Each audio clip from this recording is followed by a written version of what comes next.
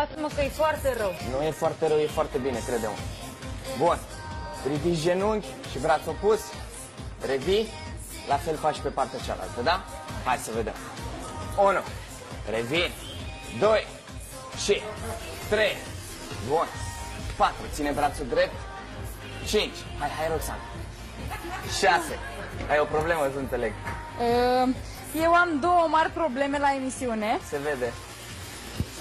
Părul Așa. și pantofii cu toc. Perfect. Haide. Și pe spate culcat. Da? Picioarele apropiate. Asta e un exercițiu care îmi convine, să știi. Sunt convins.